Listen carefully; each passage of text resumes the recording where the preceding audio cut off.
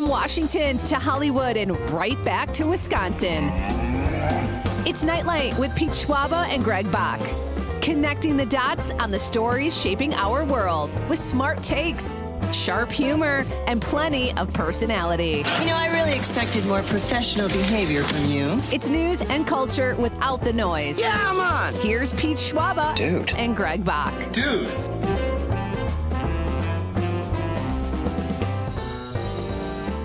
Welcome to Nightlight, ladies and gentlemen.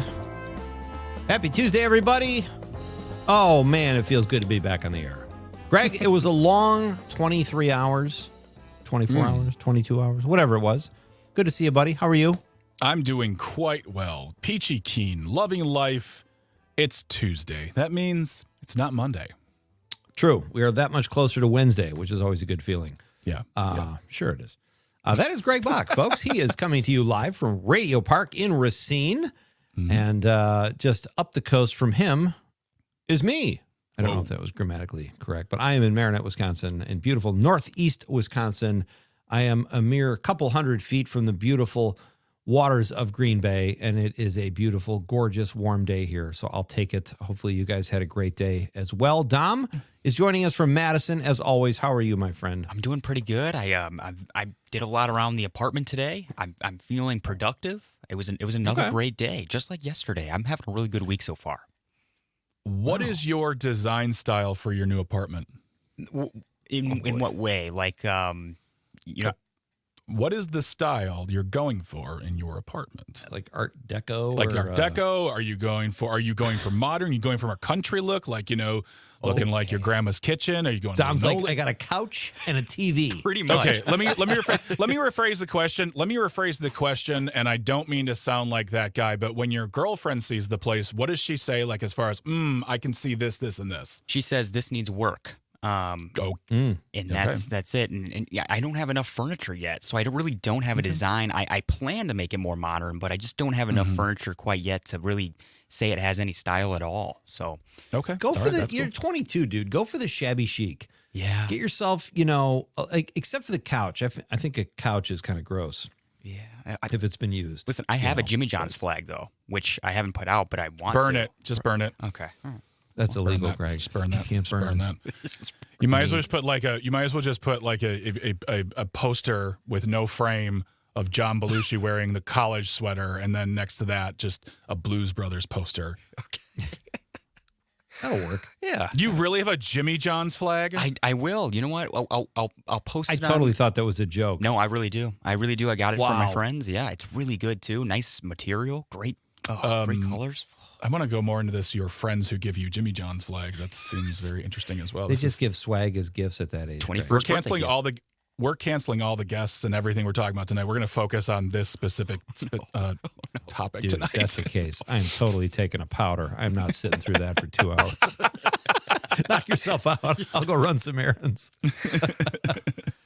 I don't know if you guys are handy or not, but we have this great porch, and I don't like, it's the seasons are so short here in Wisconsin, but I'd like to be able to use it through October. So I thought about buying heaters. They're those big portable heaters you see at restaurants. Yeah. I didn't want to do that. So we bought something unassuming, a little fire table, which can be hidden, but gives off some warmth. And I'm trying to put this thing together today. I cannot believe that places like Menards or Home Depot or whatever expect the general population to put together a fire table. There are like 3 tubes you can't mix up. And I'm not the handiest guy in the world, but I'm slogging through this setup, and I think I got it down. But I don't know if you guys are handy. I've done a lot of bad stuff when it comes to putting things together. I put a toilet seat on once that it was up at a 45-degree angle because I put the bolts on wrong. My wife bought a table off the back of a truck in Chicago years ago, and I put the legs on, and the chairs didn't fit. And we got into an argument over it. She's like, that doesn't look right. I go, well, honey, this is what happens when you buy furniture off a truck because they know you're not going to complain because they're mob-related. And it turns out I had the legs on the opposite side of the brackets. So it's stuff like that has haunted me over and over. Quick question. Yeah. Do these things come with instructions? They do, and I follow them. Listen, dude, but these diagrams are so like, I don't know. You have to have like bionic eyes sometimes to see they're very detailed. I mean, I don't disagree with you. I like putting stuff together. I'm a Lego kid, so when we get something, it's always my job, and it's not a job. It's a pure blown love for me. Okay. But sometimes you do get, like I was putting together a workbench table in my garage, and the instructions that came with it were not as helpful as I think they thought they were. And I really had to, there were a couple, I mean, and I think when I put something together, I'll say I have to go back every once in a while. I'm like, oh, I missed this one thing. Oh, I got to go back and like unscrew 4 screws and go back and blah, blah, blah. But yeah, I mean, it's so frustrating. So I get it completely. That's why I always go online to try to find videos too, because I do not want to, I like putting things together. I don't want to be angry at the end of it. Right. That's typically how I am, but the fire thing makes me nervous. Like you put a table together wrong. Okay, maybe the table falls over, it's uneven or whatever. You only used 8 bolts and 17 screws. I don't know what it is, but it can be very frustrating. But when I have time, I don't mind it, but I'm just not very good at it. I'm willing to admit that, I guess. Hey, man, that's where YouTube always comes in handy for me. YouTube University has been a godsend. Yeah. It seriously has. We have a great show, folks, tonight. It is great to have you here with us on Nightlight. We have Nicholas DeGroote coming up at 5:35. How cool is this? Nicholas started a group called Ground Floor Democracy, and it's just people getting together. I won't give away everything, but in really cool places just to talk about current events and politics and have a civil discussion. So I'm excited to get into a big argument with Nicholas. I joke, guys. I'm joking. It'll be great to have Nicholas here. That's at 5:35. And then at 6:20, we have Mr. Jason Mansmith. He's been on the show before. He's the marketing director of the Thrasher Opera House. Have you ever heard of a cooler venue name than that, gentlemen? No. I mean, it's pretty metal. Right? Really cool. Pretty it is. Really cool. Yeah. And I'm not saying they haven't had metal acts there before, but they have just like a great lineup. Like there's just comedians and plays and everything. We'll talk to Jason about what's coming up in this really cool venue in Green Lake, Wisconsin. We've got a great question of the night, but first, guys, I think we need to get to something big stuff here. Yes, indeed. We are doing one of our great Civic Media Text to Win contests. We are in day number 2. It's still fresh. You still have so many opportunities to win. It is the Civic Media Accelerate Your Summer Multi-State Text to Win contest. Ooh. Do you know how that works, Greg? I do know how that works. What you only need one thing to play, right? It's the app. That's all you need, folks. Yeah. I'm going to give you the keyword in just a moment here. Text that in on the app, and you will be eligible for a daily prize of $100 and a Wisconsin Dells prize package. Things like, a lot of stuff that you can do at Wisconsin Dells, at the Dells. 4 miscellaneous tickets for experiences at the Dells. Those are just the daily prizes. And when you enter the contest, you are automatically enrolled for our grand prize. And this one's good, Greg. And I know you're excited about this. You want to tell the people what the grand prize is? Oh, I'm very excited. The grand prize is a $250 grocery card and a $250 gas card. So all of that could be yours. And you have 7 opportunities a day to text in. We're going to be giving stuff away. We're going to be giving you, we'll be giving those prizes away 7 a.m., 9 a.m., 11, 1, 3, 5, and 7. 7 times you can enter every single time. And we wish you the best. Here's the best part too, is that if it's your first time playing, you will probably get a message from us at Civic Media to invite you to do something like follow us on Facebook, sign up for newsletter. If you do that, you'll get 1 extra entry in the entire contest. Can't do it every time, but you'll get that 1 extra entry. And if you enter in every single time, that is, let's see here, that is 71 entries total. That's a lot. Yeah. And the good thing is we can't play, so that increases the listeners. So just click on that link. When you get a confirmation link, click on that link and go to town. And what Greg just said, great stuff and an extra chance to win. Absolutely. And it's very easy. So $250, a $250 gas card, a $250 grocery card. Get yourself some Twinkies, whatever you want to buy. There's no right or wrong, folks.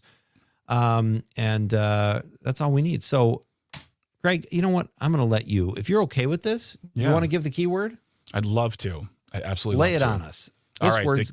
This hour's keyword is Mr. Greg Bach.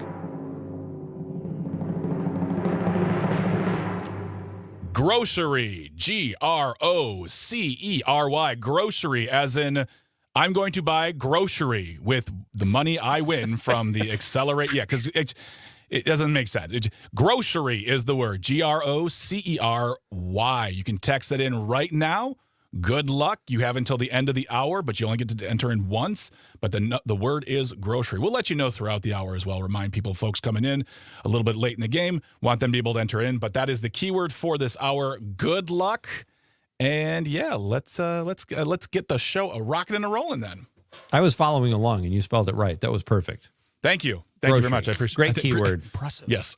Especially given our grand prize. So good luck, everybody. Absolutely. And text that in, and off you go. And good luck. So, guys, we got a great question of the night, too. So maybe we should get to that. What do you think, Let's Tom? do it. Let's talk about the question. Okay, question. I think that means yes. Question. Pregunta. Question. Question. Hey, I have a question. Questions? This question. Domanda. Question. Questions. All right. So about, I would say 2 weeks ago, there were some stories in the news for several days, really, about these 11, or I think it was at the time 10, maybe it was 12, but they settled on 11 missing scientists that just vanished, and people that do research. And I admit, Greg, I fell for it. I was like, oh my gosh, we got to talk about this. Well, our pal Tucker, who's also our senior producer, debunked this theory in about 3 minutes and told us what happened. And there was an excuse for every scientist that had gone missing. Well, Fox News kind of ran with the story in the last day or two. Regardless. Didn't stop them. Yeah. So that is kind of the inspiration for tonight's question of the night, which is, what is a conspiracy theory you believe? What is a conspiracy theory you believe? 855-752-4842, 855-75-Civic. You can also text us on the app right after you send in that keyword. And if you're watching the radio on YouTube, Facebook, or X Twitter, you can drop us a stream comment and be part of the fun here at Nightlight on this awesome Tuesday night. And I've known Tucker, our senior producer, for some time now, and he's great. We absolutely love him. What I did not know, and when we kind of brought this up, he looked it up. He goes, "I'm also like an award-winning. I've won awards for my research." I'm like, "Okay, then I'm gonna trust you then to do that," because he knows it a lot better than because what happens is I start looking things up, and I'm like, "But wait a minute, and no." So, it was a great article that we saw in the New York Times. We will put in the show notes too, regarding the conspiracy theory regarding these missing scientists. And it really focuses on something important. And I think that depending on the conspiracy theory we're talking about, it can also lead to great harm because it affects families, it affects loved ones, it affects communities. I mean, perfect example. They're eating the cats and the dogs. A completely made up thing said by the vice president of the United States back when he was running for office. And he even admitted saying, well, it's not true, but I needed to start the conversation. So you lied. So that lie he told turned into conspiracy theory, which affected the immigrants, affected their families, affected the community, and affected the way the country looks at Springfield, Ohio. So this is a really great article. And we're going to, we'll talk more about this in the second hour about what people believe and what they don't believe. But I think it was a very good read. Misplaced information can be dangerous. No question about that. Sydney Politics weighs in on the stream and says, what happened to the hair, Dom? Did Greg and Pete make you cut it? Yes, we would never do that, Sydney. Great to have you with us. When we come back, we're going to tell you how many times Donald Trump tweeted last month. It's insane, folks. Or socialed, whatever you call it. This is Nightlight with Pete and Greg coming back.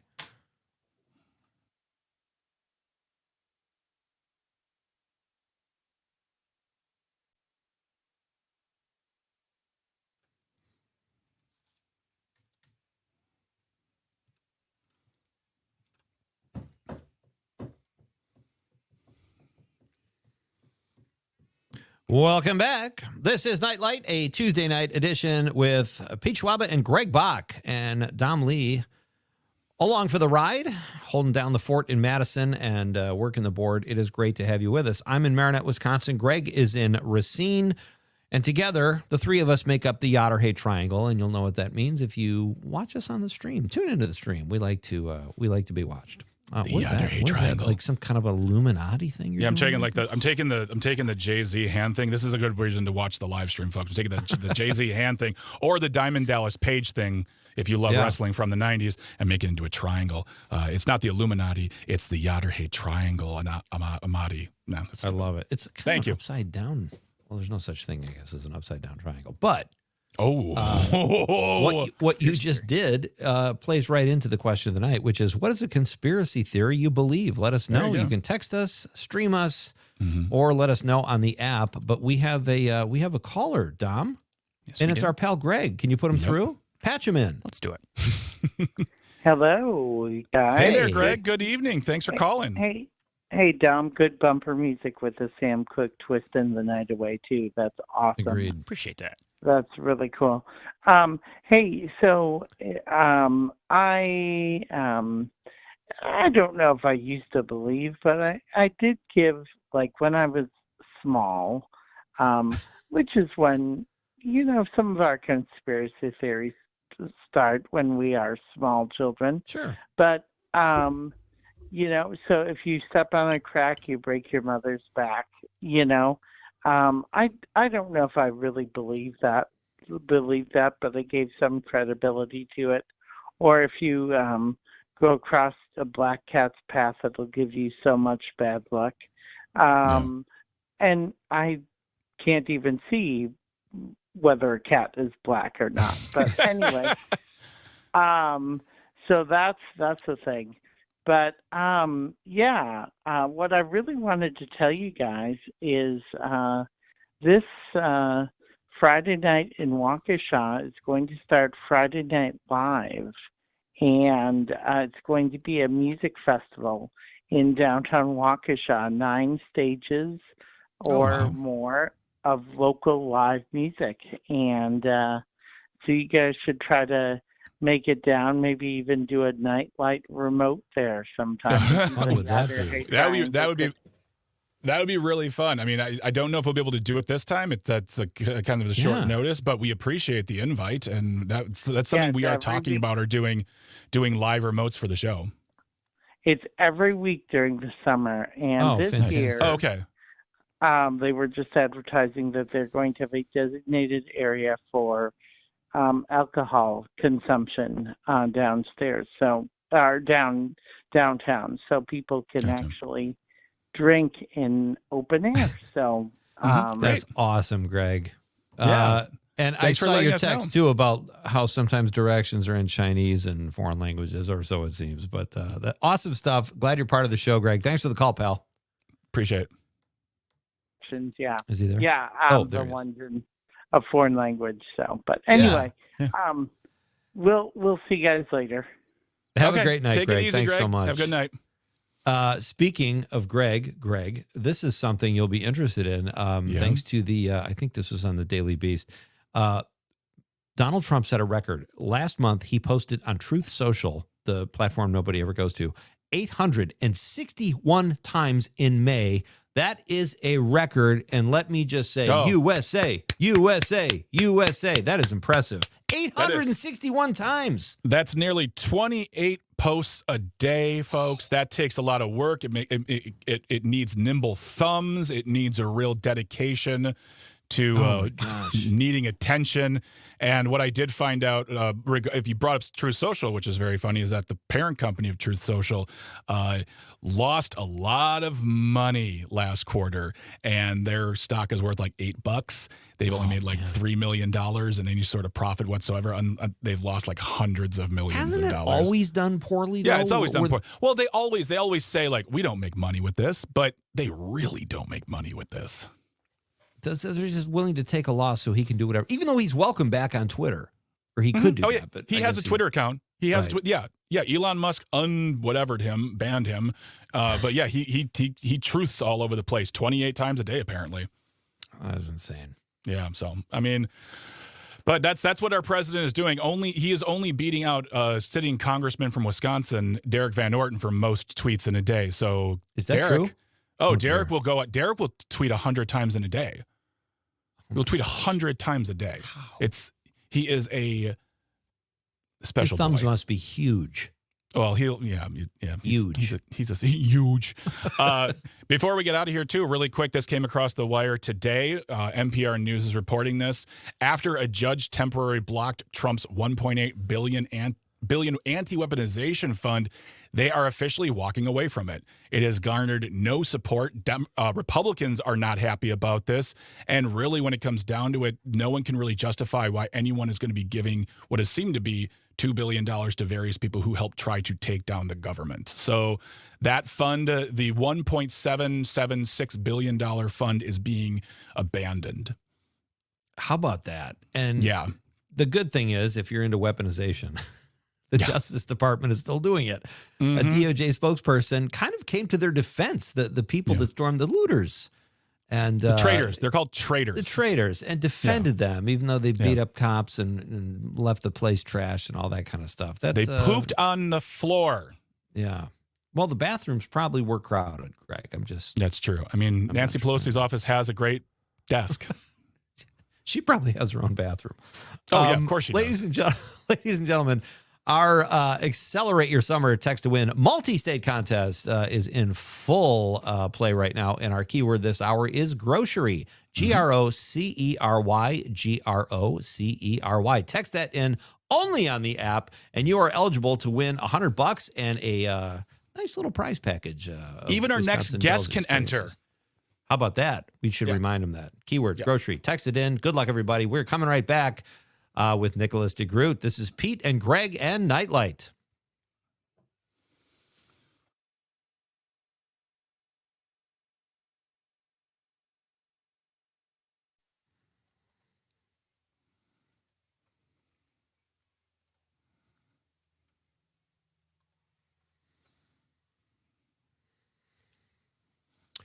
Welcome back to Nightlight. I am Pete Schwaba, sitting across, or upstate, I should say, from Greg Bach. And Dom Lee is in Madison. We are the Yatter-Hay Triangle. And just a quick reminder, folks, Civic Media's Accelerate Your Summer Multi-State Text to Win contest is in full swing. And this hour's keyword is grocery. Grocery. Grocery. Text that in right now, only on the app, and you're eligible for our daily prize. Very excited to welcome this next guest to the show. He founded this great group called Ground Floor Democracy, and he joins us now over the phone to discuss this group, which celebrates civility. I love it. Mr. Nicholas DeGroote. Nicholas, how are you? I'm good. Thanks for having me, Pete and Greg. Yeah, it's our pleasure. Tell us about Ground Floor Democracy, and where did the inspiration for this come from? Yeah, so honestly, I was feeling a lot of anxiety post-election, and I was sort of looking around at my community and figuring out what would be the best way for me to get involved. At the time, my schedule was really busy. I was a full-time student. I'm a single parent, which is obviously also a full-time job. And then I was taking my son to the park every day after school for about 2 hours. So I was like, well, I'm here in this public space every day anyway. Like, why not just open up a space for people to sit with me and talk with me? Because even at that point, I really just felt like the place where things need to be fixed the most is the way that we all talk to one another about these things that are really contentious, that we feel strongly about. So I basically just did that. I threw up a whiteboard where I would write a question of the day every day, and I got a bunch of chairs, and I'd set up a few chairs, and then I would just invite people to come and sit with me. And along the way, I would just meet people who were also feeling the tension of the moment and wanting to find ways to get involved, but also unsure of where to go or where to get started. And I met people who are doing other really incredible things in the community, other mutual aid organizations and, group projects that are just really incredible. And I teamed up with a lot of them to work on different projects. And slowly I've just been weaving together with the community. And it's been really eye-opening to see how much work is really being done that like a lot of people don't see if you're not actively in those areas and getting involved with those things. So then I was thinking to myself, I'm like, okay, so like what is this about? What are we trying to do? And I was in school at the time, so I learned about this concept called commons, related to this scientist, Eleanor Ostrom. And she won a Nobel Prize for her work in this particular subject in relation to like nature commons, which are basically like community-owned nature spaces. And she basically did a whole thing about like what are the structures that are necessary to like make these kind of organizations work effectively. And so I'm just taking the work that she already did and I'm translating it to other types of things. So like, to me, there's two things in particular that I really think our democracy needs to like move forward from where we are right now. Really like three, but the two things that I think need to be built that don't already exist are first a civic commons, which is what we're trying to do with Politics in the Park. I think of Politics in the Park is the first program of that civic commons that we're trying to build. And then another example would be like a media commons, where it's sort of a community-owned media group that's driven by the concept of civic journalism. Yeah. So I would ideally like to work with some community journalists who are already doing work in the community and try to come up with workshops and things that we can teach people to, go out there and produce news, but like do it more disciplined than how it's currently, getting out there. And I think if we give people the tools, we can, build a more reliable system for supporting our democracy. And then sort of the third thing is like helping organizations that already exist build democratic structures within them so that, a lot of people I think really get into sort of the nonprofit space with like all of the best intentions at heart. And then like a generation will go by and they're no longer in charge of those organizations, but because of the way that they're built, now kind of one person gets to decide all these things about how the organization operates. And, it sort of creates this drift towards, authoritarianism, even on the small scale. So ideally, what I would like to do is help support the small democracies that will hopefully allow our large democracy to function better. Well, I mean, it sounds like quite a plan from just simply taking your kid to the park to where you're at right now. I want to bring it back to the original time, though. You go to the park, you put up a whiteboard with a question. What were the first feelings toward, especially, with social media out there? How apt were people, or how bold were people to come in and actually have a conversation? Or did they say like, what is this? Like, can you tell me before I actually say anything? What were those first times doing it like for you? Yeah, so this has been a like fascinating journey, even from like my own perspective, because I can tell you that like putting up a sign and just inviting anybody to come and talk to you does instill like a lot of anxiety from the jump. Like you're like, oh, I don't know who's gonna come and try to sit down. Like, am I gonna have somebody who's really crazy and dangerous try to come up to me right away and cause a scene? But like it just hasn't materialized that way. And what I found is that like there's definitely some apprehension, but like people are pleasantly surprised when they sit down and start having a conversation, and there's almost like an apprehension for it to end. Like people enjoy the time that we do it.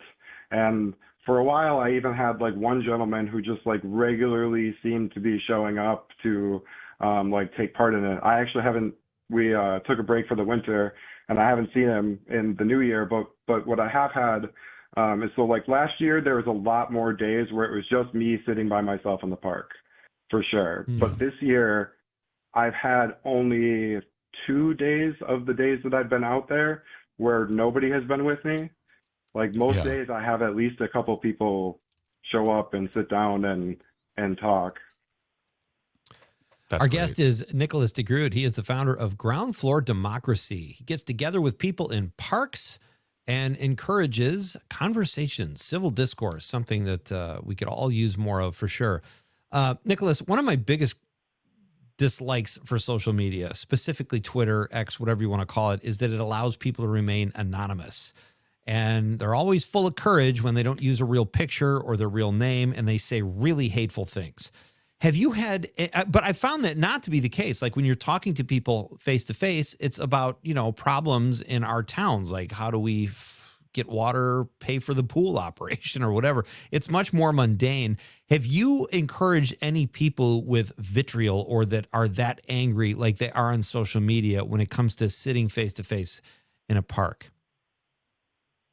Well, and like what you're saying is like at the heart of like why I chose to do this the way that I'm doing it, because like I think the thing that needs to happen is we need to get off of the social media and get back to the in-person. To be honest with you, I don't even know what the percentage is on the amount of people on the internet that are actually people and not just bots that are designed specifically there to be outrageous and to get the clicks and stuff like that. So like I have not had an experience like that out in public yet.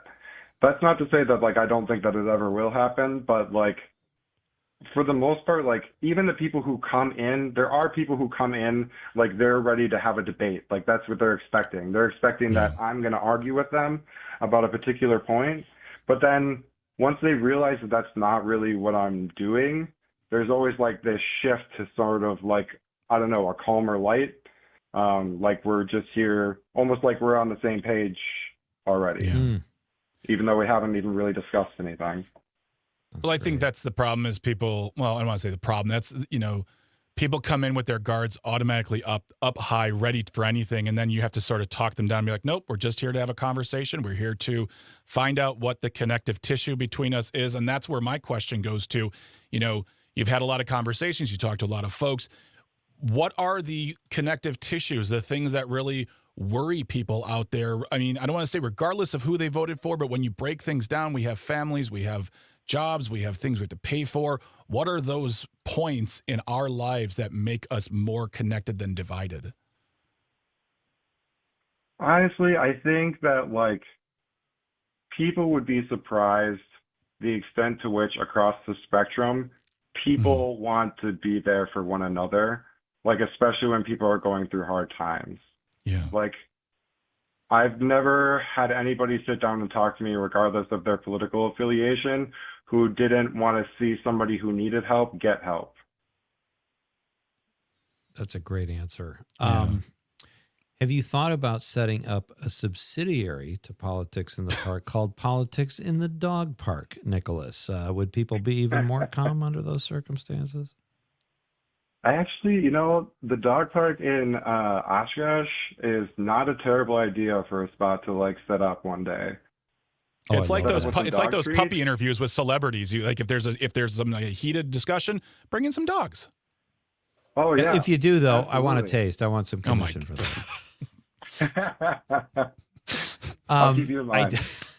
I do have an actual question for you. We've got about 2 minutes and we have to do a break, and then we'll come back with more with our guest, Nicholas DeGroote, the founder of Ground Floor Democracy. But has this like inspired you at all to become even more active in your community or even run for office? Not run for office, but be more involved in the community. Absolutely. I think that like in a lot of ways, we put a lot of stock in politicians and their ability to do things. But to be honest with you, when I really thought about it and I had even considered the possibility of running for an office, like what I really came back to is like, the truth is that the power resides in the community. And at the end of the day, like that's where I want to be doing my work is as close to the community as possible. Great answer. That's where the most important work is being done. And that just like before we go to break, that leads me to my thought is that we are in an election year here in Wisconsin. We're voting for local leaders, and that's where a lot of that great work is happening. So those conversations happening at the local level, and we're voting for people who want the jobs in our city councils, county boards, things like that. It's very, very important, Nicholas, what you're doing. Yeah, thank you Absolutely. very much. Oh, there you are. All right, Nicholas, we're going to break. We're going to take a really short break. We'll come back and we'll have a few more minutes. Nicholas DeGroote is our guest. He is the founder of Ground Floor Democracy, and he joins us now over the phone from Oshkosh. We'll have a few more minutes with Nicholas. Just a reminder, folks, our keyword for this hour in our Accelerate Your Summer multi-state text-to-win contest. We love our contests here at Civic Media. You just have to have the app to play. That's all you need. This hour's keyword is grocery, Grocery, grocery. Text that in and have a chance to win $100 and some tickets for a Wisconsin Dells experience. You'll automatically be enrolled in the grand prize drawing, too, a $250 grocery card and a $250 gas card. We are not eligible, Greg, but no, we're still having fun. We are coming right back with Nicholas DeGroote. This is Pete Schwaba and Greg Bach and Nightlight.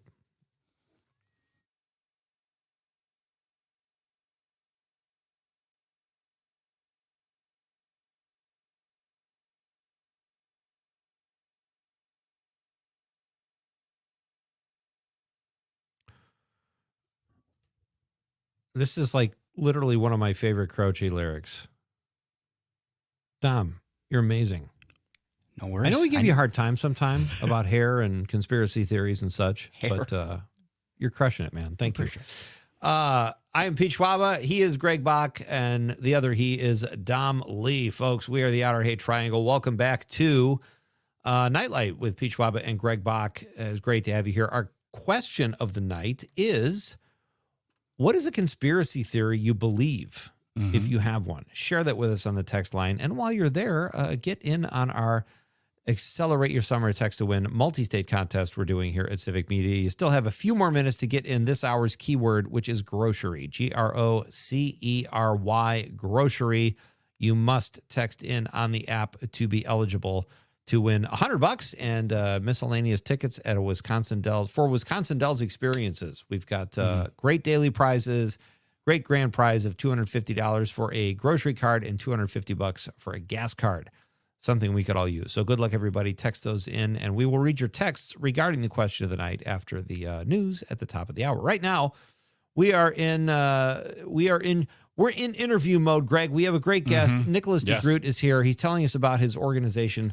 And he is the founder of Ground Floor Democracy, Politics in the Park. That's what he does, folks. He goes to the park, has a seat, presumably by a swing set or something, and talks to people about the issues of the day. We should go to a park and talk to Nicholas. I would love to do that. Yeah, absolutely. What if we went there and acted like bots, though? Well, I would have to get my robot suit. I'd have to get my lights all and practice my robot walk, like bleep blorp, bleep blorp. No one landed on the moon. Bleep blorp. Nicholas, I was reading that would bring more people in. Hey, we just want to help you get the butts in the seats. That's why we're here. So you said, in a recent article, you said you were a political science student at the University of Wisconsin-Oshkosh, and you were eager to attend political and academic events. But you looked around and saw donors, university administrators, professors, and students required to be present for class, and you felt out of place. You went from there to doing what you're doing now. Why did you feel out of place in college? I don't know if out of place is necessarily the right word. I think that college is just built for a very particular kind of student. And I wasn't that student because I'm 30 years old and I have a kid and other responsibilities outside of education being the regular part of my life, but also I had to be a full-time student in order to get the full Pell Grant and stuff like that. So I think the system is really set up in a way that's not ideal if you're somebody who's trying to return to school and you have other things going on in your life that make it difficult to make school your number one priority. Yeah, interesting. I don't, as someone, Nicholas, who went to college again later, quote, later in life would be to most people. I went back when I was 26, got a degree in political science. Yeah. It is very hard because people are really excited. Oh, you're going back to school, but there's really not a lot out there to make it easier to do what they want you to do, which is get that diploma. It's tough. I mean, full-time job, kid, full-time school, that's 3 full-time jobs. I don't know how you'd find the time. Yeah, and I mean, that was it, right? It's and that's like everybody's life is like that. And then to try and tack on an extra thing of like, hey, come and be more civically engaged. I totally understand why people like hear that and they sort of cringe away from it. But I think that we're just sort of in this moment where it's like, even those of us who like are living these incredibly busy lives already, like we have to try and eke out like even a little bit more room to be more civically engaged if we want to start to see things moving in a more positive direction, because it's pretty obvious to me that like we're just headed in a bad one.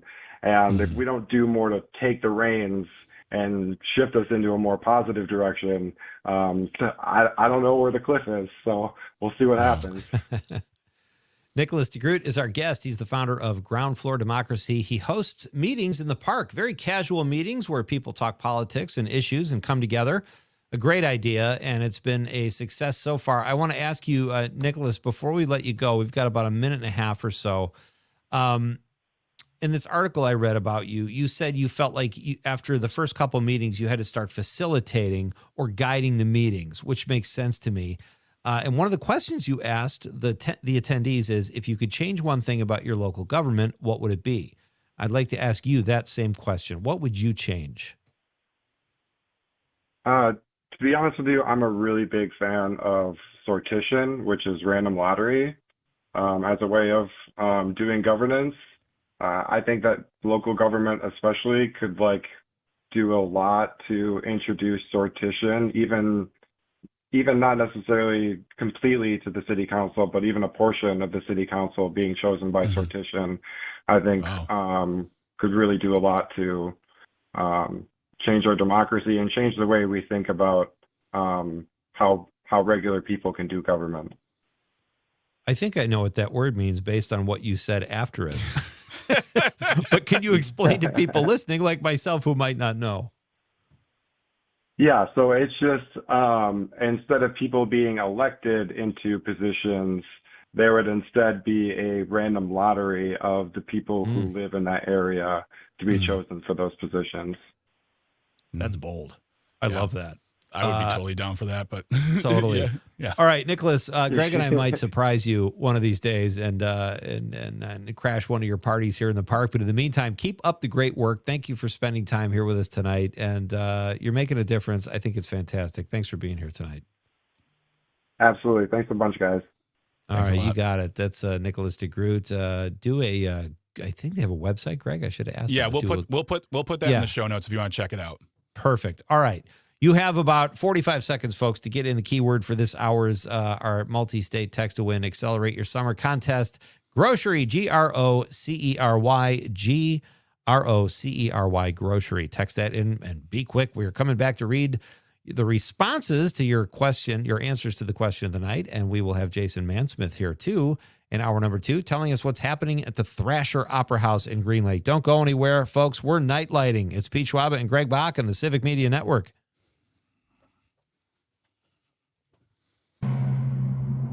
Trying to make sense of the world? You've got Nightlight with Pete Schwaba and Greg Bach. Call our toll-free number now. Headlines, culture, and real conversation. And now, our feature presentation. Here's Pete and Greg.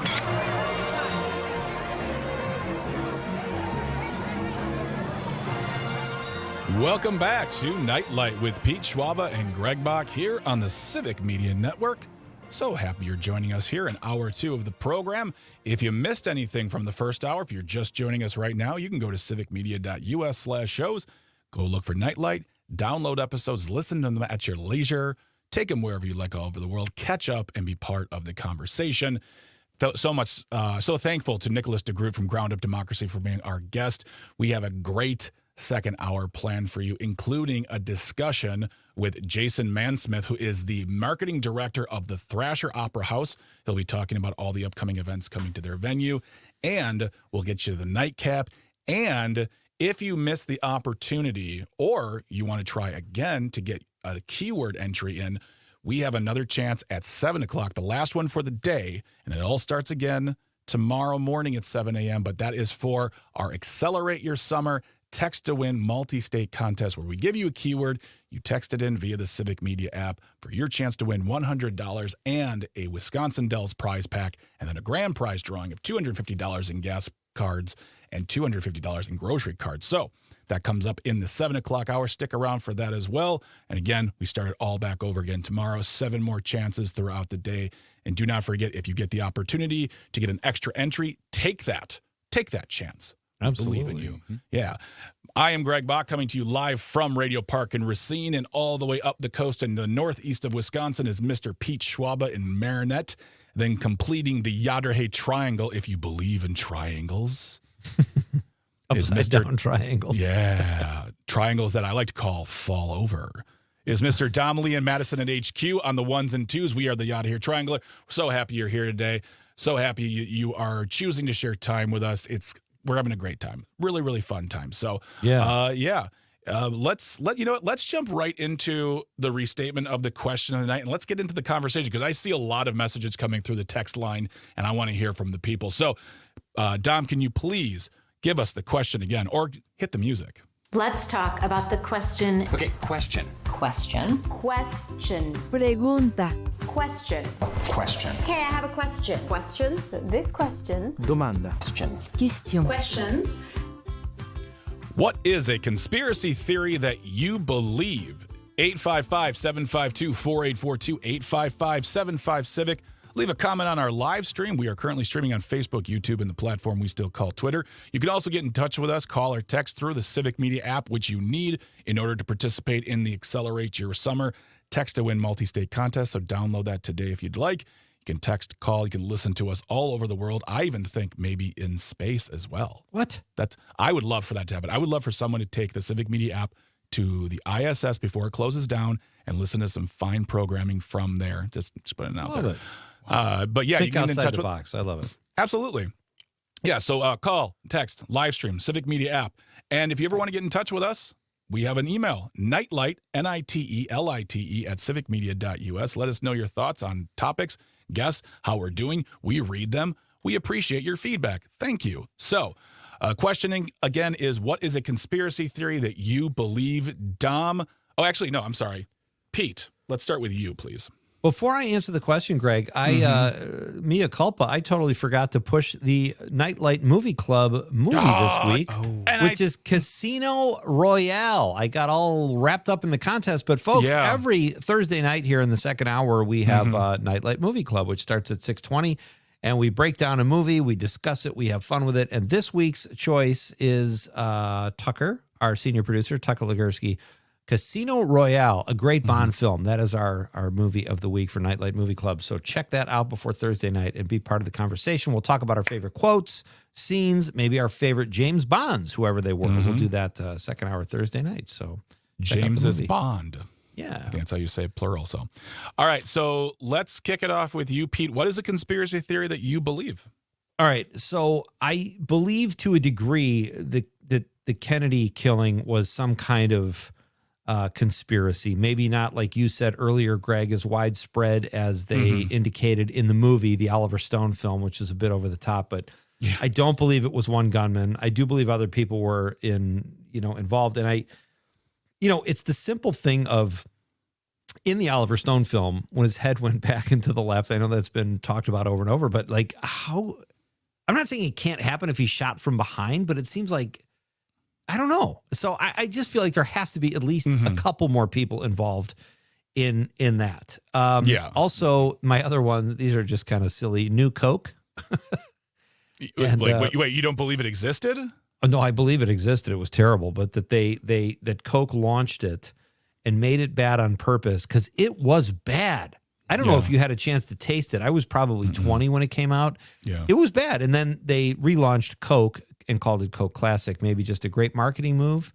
So I could believe that could happen easily.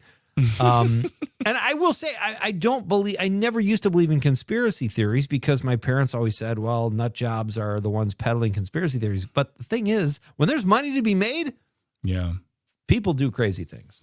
Well, and there was also something we talked about a couple weeks ago, a story where it said that the conspiracy theories that are being peddled nowadays are not coming from like the backwoods guys in their trailers on their computers. Right. It's from people who of high or higher education, people who are of the mainstream people. And unfortunately, people pushing them are also folks who have high followings on social media, and they'll do anything for clicks and engagement. It's a grift. It can definitely be a grift, even when the information's right in front of your face. Dom, what about you? What is a conspiracy theory that you believe? And is it sandwich store based? No, not sandwich store based, although I wish it was. I would have to say there was a viral thing that went out on Facebook. It was the Area 51, where they were storming Area 51. I believe that happened, and I believe that they actually did go inside Area 51. And I don't know. Who did? Like people? Random people. They managed to get inside. There was like hundreds and hundreds of people trying to, quote unquote, storm it. And I believe some people managed to get in. And most people don't believe that, but I do. I think I'm not familiar with that, but do you believe, are you saying you believe there's an actual alien being held in there and people stormed it to see what was okay? That too. Yes. I believe Area 51 in full. Wow. Boy, oh boy, howdy. Okay, wow. You're going classic. That's like for you at your age, that's hits. retro. That's retro actually right there. That's like you're like the guy who's like, I'm bringing back bell bottoms. It's like, hot you know take, what? They're but comfy. Yeah. They get the wind up to my ankles. It's nice. All right. So what do we have? Oh, what about me? I'm kind of like a no funner here. I don't really buy into conspiracy theories. I'm sorry. Come on, dude.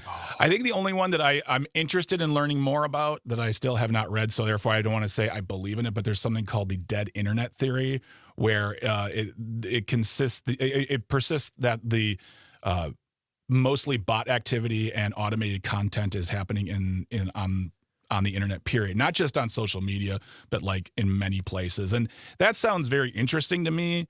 And it also just seems like a very low stakes one because, you know, as we were talking earlier, like some of these conspiracy theories can really harm families and harm people. Like, you know, it's not good stuff. But this one seems interesting to me because now I just believe that most responders on social media are bots, because I've seen those videos of bot farms where comments are being generated, where there are like 1,000 phones in a room, all hooked up to computers, just constantly throwing out like rage bait comments and commentary. So I kind of lean towards the idea of maybe the internet's mostly dead or mostly robotic.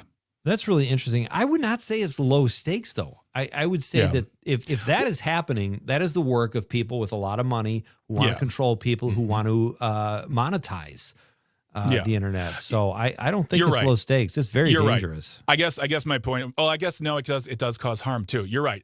You're right. I take that back. It's not low stakes. I guess I'm thinking it more in context to like the story we talked about with regard to dead scientists and things like that, and the information in people's faces, and then folks still saying, "No, I don't believe you because you're part of the deep state or whatever that is." But let's hear from the people. Dom, let's kick it off with the text line. Yeah, we got quite a few here. We got Robert listening in on WLCX as all of Trump's assassination attempts were staged, even at the life expense to innocent others. Charlie Kirk's death was the result of the Trump MAGA mafia. Okay. Wow. That's been a take for quite a while too. And like, yeah. I could buy that one. I mean, you know, it's such a mess, the investigation. Who knows? Yeah. Absolutely. We got a Chris in Madison says the death clause conspiracy is an interesting one I go back and forth on. It's basically a rumor that music labels murder or sabotage artists to make more money off them via insurance policies. The YouTube channel Barely Sociable covers it quite well. Wow. Never heard that one before. That's interesting. Wow, that's interesting. That's okay. Cool. But again, a lot of money to be made. Yes, absolutely. Absolutely. What else we got there, Dom? We got Melissa from Willie Street texting in, says, not sure it's a conspiracy theory anymore, but the CIA killed JFK. I don't know if we're actually ever going to know, honestly, because when they did the executive order to release the files, even the people who looked are like, there's nothing here. So I'm sure those secrets are very buried. Mm-hmm. Yeah, absolutely. Do we have any others there, Dom? Yeah, I'm trying to scroll through the there's a little bit here. We got John Murray texting keywords in there. Yeah, it says walking with. Here's a conspiracy theory: grocery. Yeah, John Murray texting in on WMDX says, walking with the tall whites. Dude worked a weather station at Los Alamos and hung out with the tall whites, which is a small group of aliens who are stationed there. Amazing story. Bought it hook, line, and sinker. No, I mean, I've been called a tall white too, so it may have just been a bunch of tall guys. You know, I have trouble like with the alien theories. I do too. Is because when I saw this thing on one of the places I follow a science thing, where you would have to go, or what traveling light years would get you. Mm-hmm. If they showed up, and it was in this book I read too called The Elegant Universe by Brian Greene. Yes, great Brian read. Greene, yeah. Mm-hmm. Yeah, and he said if there were going to be aliens that came here, they would be through little wormholes. They're not going to be green people in spaceships and all that kind of stuff because they couldn't make it that far. It's like our limited brain, and that's not a new theory. I've heard people say that too, but it seems almost impossible that they could get here with a spaceship. Or can they? You never know. Exactly. Let's get to some Facebook comments. We'll get to more text comments in a little while, but let's get to some Facebook comments as well. I'm sure people have opinions. Yeah, Richard says the food industry is set up to make us sick and keep us that way so the healthcare system can milk us dry. Again, healthcare, big business, baby. Ian says there are forces and people that work in your and my life attempting to help us even if we're not aware of it. Oh, that's kind of a positive one, right? Wait, say that one again. Say it again. That there are forces and people that work in your life and my life attempting to help us even if we're not aware of it. That's interesting. That doesn't feel like a conspiracy theory. That just feels like a nice thing. It's like a guardian angel, pay it forward thing. Yeah. Cash Money Carl says that I am a character in an aliens video game simulation. The sunglasses aren't helping you, pal. No. Let's see. Chuck Gennaro, our Civic Media pal, says, what does he say? Oh, he's responding to Stacy Sue, who says that Elvis is alive, and Chuck says Stacy Sue and works at a 7-Eleven in Marquette, Michigan. I've not heard that one. I would find that hard to believe. One more here. JB Thompson says that Greg Bach is a stand-up comedian. Oh. Yeah, it's not even funny. That's true. Like that's an unfunny conspiracy theory, and it's true. Unfunny. The pictures are on the internet, JB, and I can vouch for him because he makes me laugh nightly. So we've got some more, but.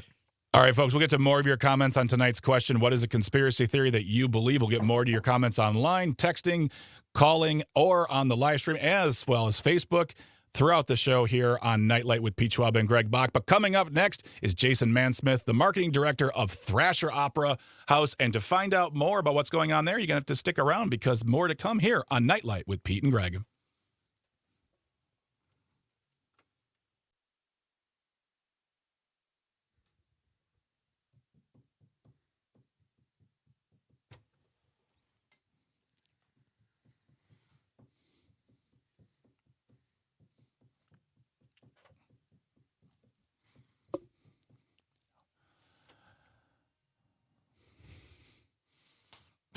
Welcome back to Nightlight with Pete Schwaba and Greg Bach here on the Civic Media Network. Want to get in touch with us? Simple. Call or text. The number is the same.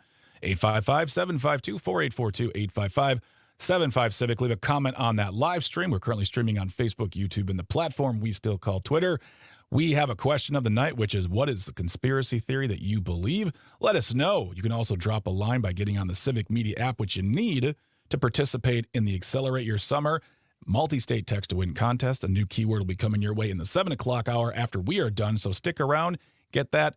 Good luck. We'll talk more about that towards the end of the show. But right now, let us welcome to the program our second guest of the evening. He is the marketing director of the Thrasher Opera House here in Wisconsin. Jason Mansmith is back on the program. Jason, good evening. Welcome here. Thanks for being on the program. Great to talk to you. Hey, so glad to be along with you guys. Certainly do appreciate the opportunity to talk about our historic opera house, which is cool. So let's start with the name first. Well, first of all, the most metal name in history, but also if I say to somebody, hey, let's go to the Thrasher Opera House, it's possible someone would say, well, I don't enjoy opera. That's the misnomer maybe with the name. Tell us about all the things you have at the Opera House. Yeah, so very rarely do we have opera. I mean, we do every once in a while, but 90% of the time we don't. But we've got all kinds of different music genres coming on through there from across the world, right? So bluegrass, rock, gospel, heck, we'll do polka. country, all those kind of things. We even had one of my favorite shows was Gangsta Grass. I don't know if you get all those cats at all, but this is bluegrass and rap in the same thing, and they are so great. And they did so the great. They did the theme song to Justified. Yes, correct. Absolutely, they did. So we had those guys in a couple of times, but yeah, not particularly a lot of opera coming through there. And people get a little bit concerned with Thrasher as well, because they're like, is that the skateboarding magazine that's supporting this, or is this like a thrash metal thing that's coming on in here? No, Charlie Thrasher is the gentleman who built this building back in 1910. So we're just excited to continue on that legacy. His whole idea was to bring people together in the community and provide them a place to gather. And boy, it's an incredible place. Wonderful. Jason Mansmith is our guest. He's the marketing director for the Thrasher Opera House in Green Lake.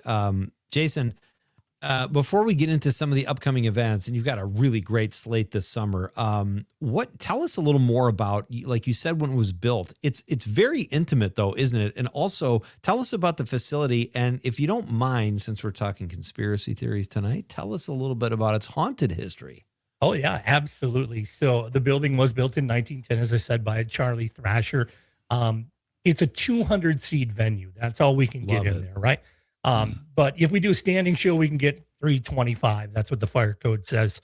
We can get in there. But 200 is where we typically seat all of our shows. So it's incredibly intimate. There's only 12 rows most of the time, right? Wow. So you're super close. The cool thing about our theater and the Opera House is the stage is actually raked 3 degrees.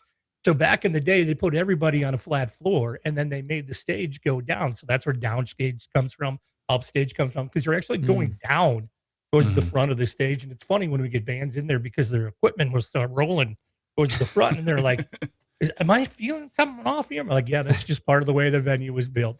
But I will tell you this, one of the most amazingly sounding acoustic environments you will ever be in. We have artists who come through there all the time that say, this place sounds amazing. And, they spend millions of dollars to do those kind of tests nowadays.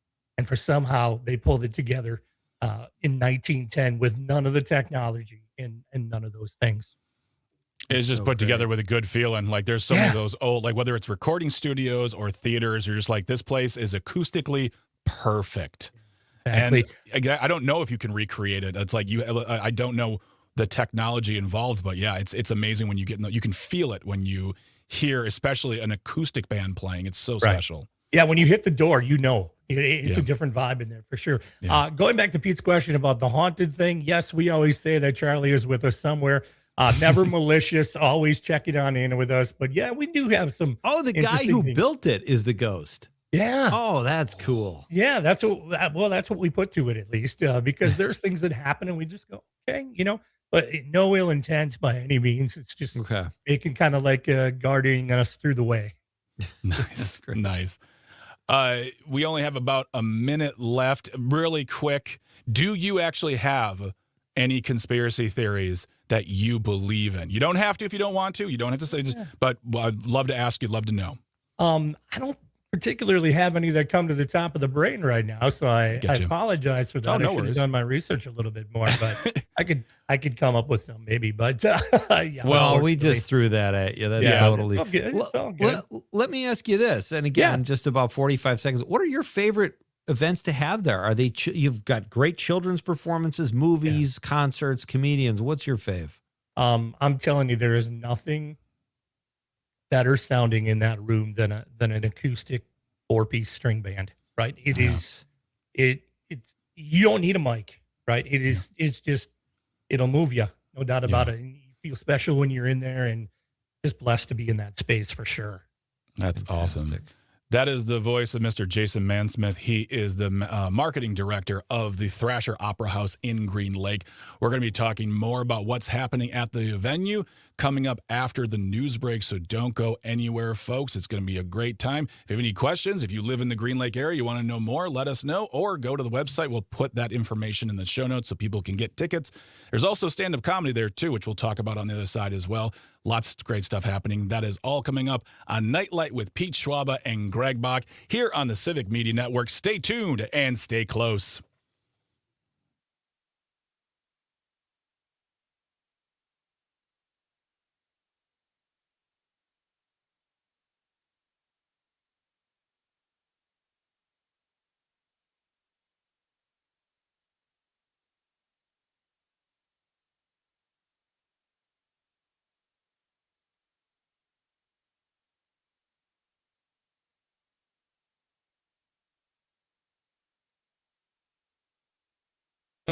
Hi, this is Jenny Slate, and you are listening to Nightlight with Pete Schwaba. Hey, and Greg Bach, too.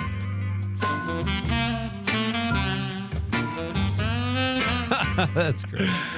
Welcome back to Nightlight with Pete Schwaba here on the Civic Media Network. If you want to get in touch with us, you can always call or text 855-752-4842, 855-75-CIVIC. Leave a comment on our live stream. We're currently streaming on Facebook, YouTube, and the platform we still call Twitter.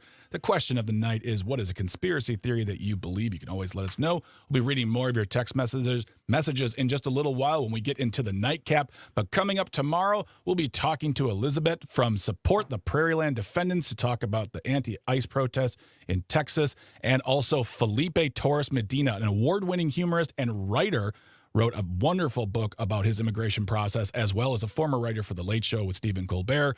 He will be on as well in the second hour, so come on back for that, and more chances to win with the Accelerate Your Summer Text to Win multi-state contest. So we're going to have a great time tomorrow, but right now we are speaking with Jason Mansmith, who is the marketing director of the Thrasher Opera House in Green Lake, and we're just talking about all the great stuff that's going on, all the great things that are happening at the venue. And something I noticed, you got a lot of music, but you also do stand-up comedy too. You have Daniel Van Kirk coming, who is absolutely hilarious. We've worked with him many times. I've worked with him many times. He's a great guy, and it's going to be a great show. But have you guys been doing stand-up for a while now? Yeah, exactly. I got to tell you, the best thing about Daniel Van Kirk is how we booked him. Yeah. So we have this infamous bar in Ripon called Reds, which is, just kind of your local watering hole. And a friend of mine likes to visit there, and Daniel was in there, and my buddy called me and said, "Hey man, you got to get this guy at Thrasher." And that's how it started. And we've had him now for 3 years in a row. So, and he's always doing great stuff, and he loves us and loves to work with us and promote us and do good things. Yeah. Comedy is a big part of our thing too, right? Yeah. We know the summer months are really good for us in the comedy realm, because a music show sometimes in a resort lake town, I don't know.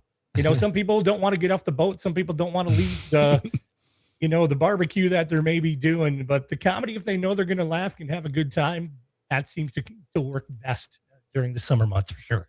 Yeah. Well, let's stick with comedy. You've also had a show. I talked to you about this last year too, when we talked about your summer lineup, the Best of Second City. How does that play? I've been to Second City several times. A lot of my friends went there and are alumni, but what an institution. And how does that go over to the vacationers or locals in Green Lake? So good that we need two shows because we do two shows on that Saturday. And traditionally, it'd always been one show, but the demand kept growing for it. So we're just really blessed to have them come on in on a pretty regular basis, most close to annually, right? And it is a no holds bar show, right? And people like that about it, and they have a good time with it. And so it's really important for us to not only bring in some well recognized in terms of the name of Second City, like what you're getting with that product, because it's so well liked and so well done. But we're also willing to take a chance on some local folks too that have had some success. We've had Johnny Beaner on in. We've had Mary Johnny. Mack on in twice, right? Love Mary. Right. Yeah. So we've had some big hitters come through there, and have always been really good for us. And they love playing the venue, and the audience is always really great. Maybe some medium hitters like me and Pete could do a show there. Who knows? Well, why not? That'd be I'm awesome. a utility player. I'm not. Okay.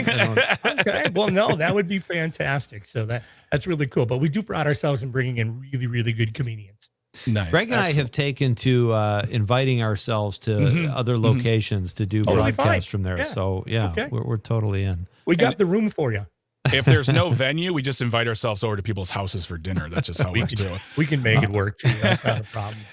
Now, on your website, thrasheroperahouse.com, there's something there that says construction update. You want to talk about what's going on there with renovations? Yeah, so absolutely. So we have the very historic Thrasher Opera House. And then to the north of that, we had this very 1957 real estate office that we converted into the Thrasher Opera House offices, which included our bar that at tops could hold 35 people, one person at a time. And when you got a sold out show at 200, it's a slow process, as they say in Canada. Right? Yeah. So we said, hey, we got to do something about this.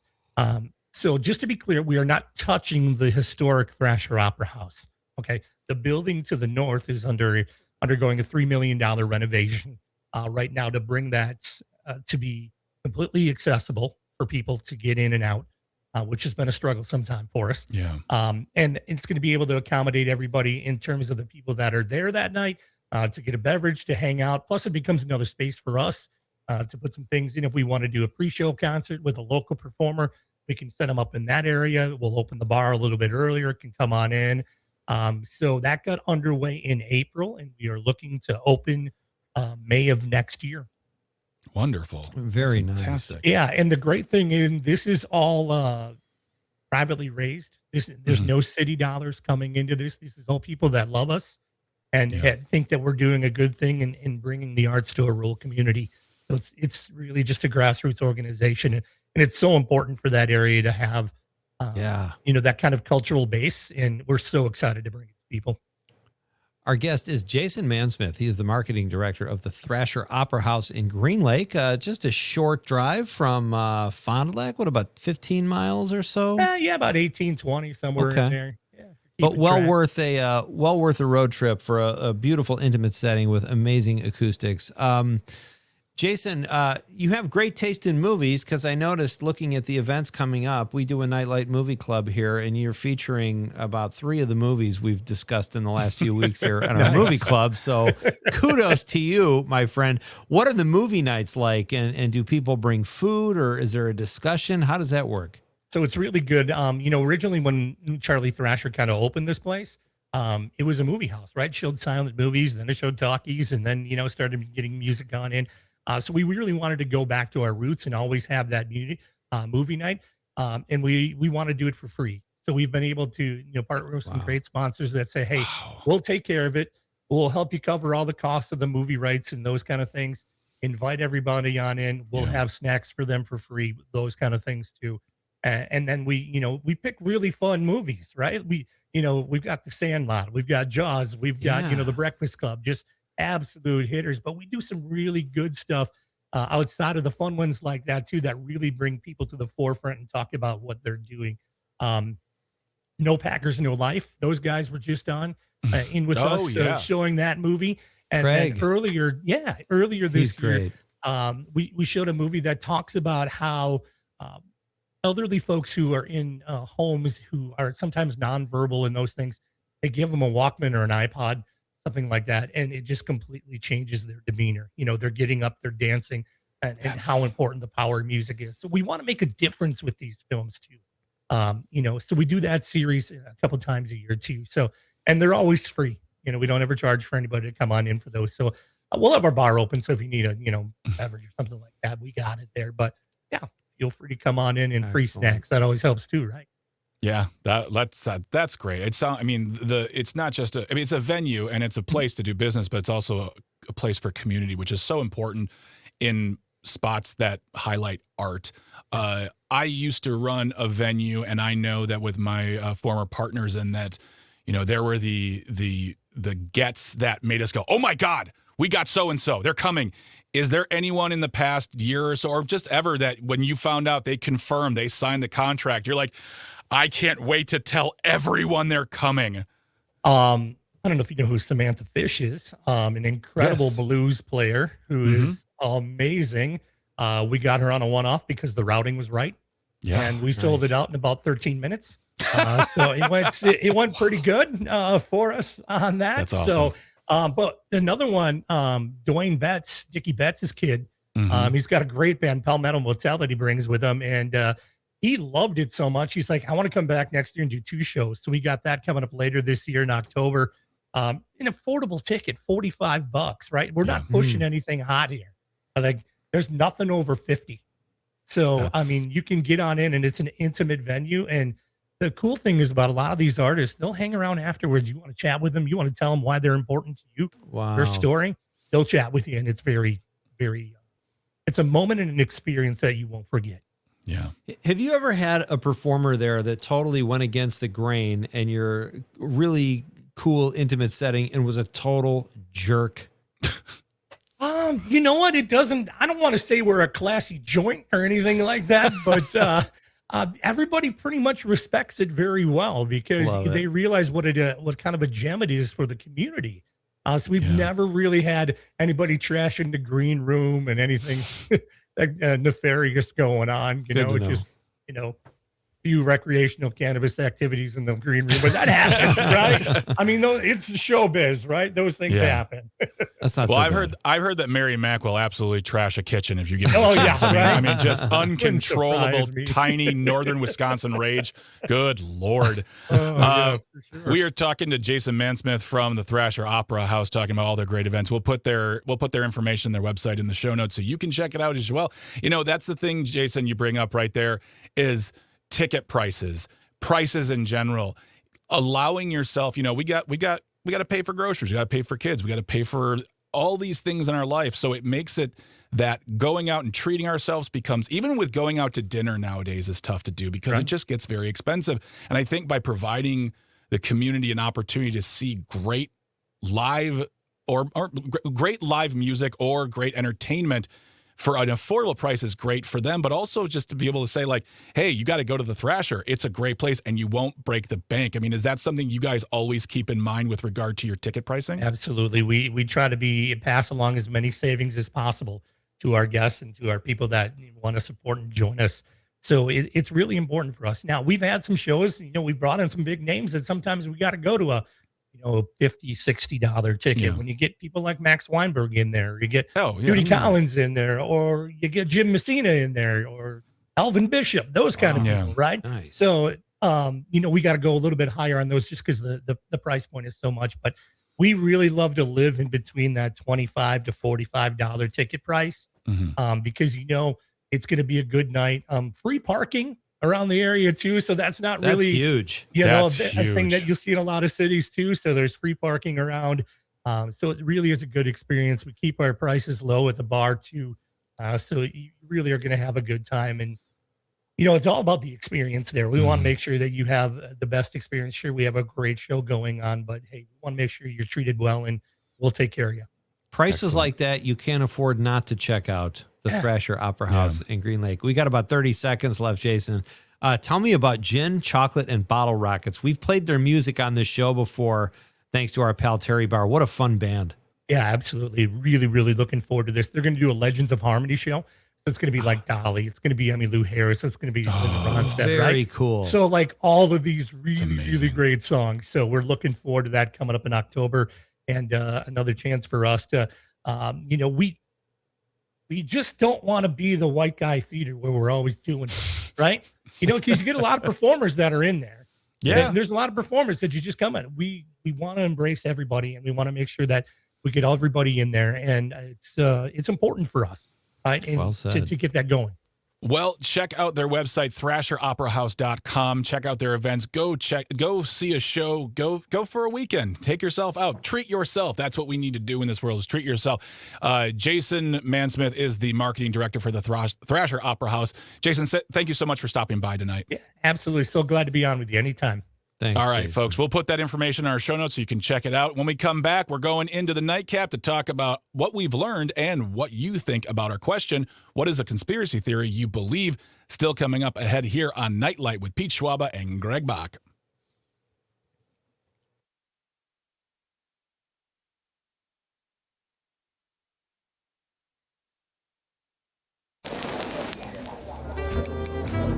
It's time to wind it down.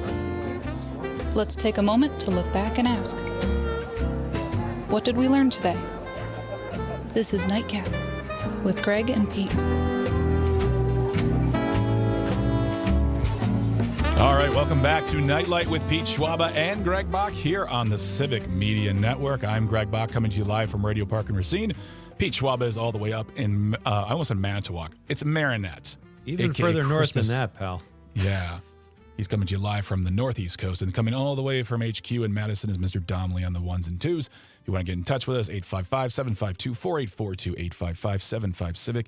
Leave a comment on that live stream. We're currently streaming on Facebook, YouTube, and the platform we still call Twitter. And you can always get in touch with us via the Civic Media app. Tonight's question is, what is a conspiracy theory that you believe? We are officially in the Nightcap, where we hear from you on your thoughts regarding the question and talk about what we have learned.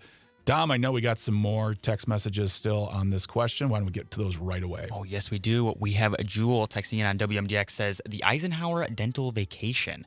He met with aliens in 1954. That's a real thing? That's a real thing?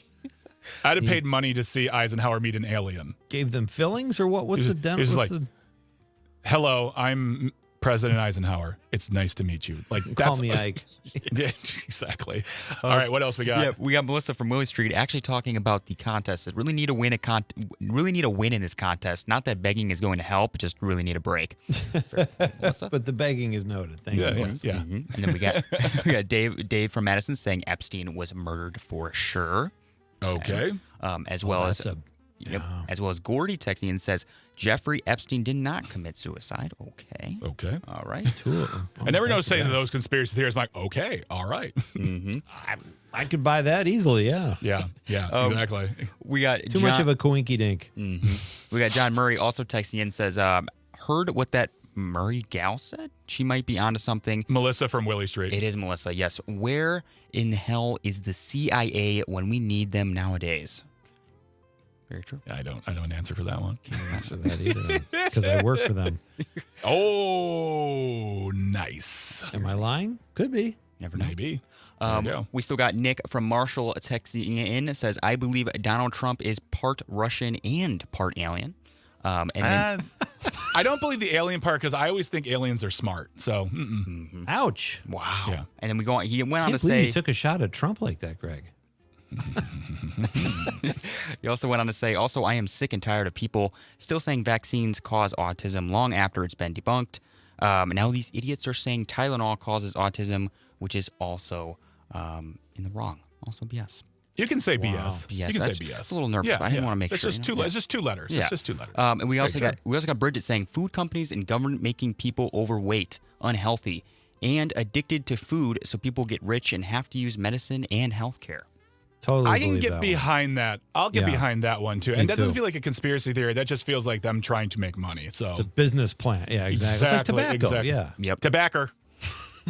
We got what we got? I think we got two left. We got Donna texting in from WMDX, says conspiracy theory. I believe that Russians helped throw the election to Donald Trump against Hillary Clinton, and I also believe Elon Musk did some funny election stuff in Pennsylvania that year. Okay. Yeah. All right. And then we got Nick as well saying Tupac is alive and well, living in Havana, Cuba. Oh, I forgot about that one. Wow. I didn't even know. I once saw Snoop Dogg in concert, and I was expecting Tupac to walk out of like the back, like from like he had like the backdrop. I'm like, just open a door. What would happen if that just happened? And it didn't happen because Tupac wasn't there. I won't say he's dead, Nick. I won't say he's dead. I'll just say he wasn't there, Nick from Marshall. What else we got on the Facebook page? Here's what we got from our pal John Egan. Says birds aren't real. I have not. God. That one is just I can't handle that one. Scott Tom says they, in quotes, are out there. Thank you, Scott. Amanda Nimmer says the cure for cancer is being withheld for profit. Again, maybe. Rocker Smith, our pal from Civic Media here, says belief can be true or untrue. Knowledge, however, can only be true. Very well said, my friend. Ross Bigley on Facebook says ears don't grow back. I'm going to go ahead and believe him there. Ian and Mike are discussing the Disclosure Day because they both thought aliens could be real, and that trailer comes out, I think, tomorrow. I love when our listeners chat amongst themselves. It's so great. Mike says the government is withholding key information on the existence of life outside our planet. And then Daniel Wheeler said, I said one of my other conspiracy theories was that the stone cutters from the Simpsons episode, one of my favorite episodes of all time, making fun of the Masons. Danny Wheel says, love that Lenny outranks Mr. Burns in that episode because they're both stone cutters. Yeah. All right, we got a couple of live stream comments here too. Sydney Politics says, no chance we landed Artemis lunar landing face a three-year added delay because of the suit development. We don't have the suit figured out, but we landed in 1969. Come on, Sydney, knock it off. All right, I just can't get on the moon landing one. That's just, and then Trumpet Joe 40 says worst conspiracy ever. 1988 Seoul Olympics. Roy Jones Jr. robbed of boxing gold medal by South Korean judges. South Koreans won the gold medal. And then we got a couple on my Facebook. We'll get to really quick here. My cousin Danny says rocks are soft until you touch them. Well, that's going to be in my head forever. And then let's see here. Jim says computer viruses are created by the same people who create the antivirus software. So thank you so much, everyone, getting in touch with us. Great stuff, yeah. Don't forget, folks, Thursday is the Nightlight Movie Club. We will be talking about the film Casino Royale, the reboot of the James Bond series starring Daniel Craig. That'll be in the second hour. So watch the movie, get in touch, let us know your thoughts. And you can always get in touch with us by emailing nightlight@civicmedia.us, NITELITE @civicmedia.us, and follow us on Facebook and Instagram. We'd love to be a part of your lives, and having you be a part of our lives, it's all wonderful. So thank you so much. Again, stick around because after we're done, you'll still have one more chance to get a keyword in for the Accelerate Your Summer Text to Win multi-state contest. That keyword coming up. Make sure you have the Civic Media app. You have to have the app in order to participate. We got $100 and a Wisconsin Dells prize pack up for grabs today, and then you got 7 more chances tomorrow. So good luck to you. We're going to get on out of here. We got a great show for you tomorrow. So stick around for the keyword and come on back for the show. You are listening and are watching Nightlight with Pete Schwaba and Greg Bach. But Pete, say good night to the people. Good night, Wisconsin.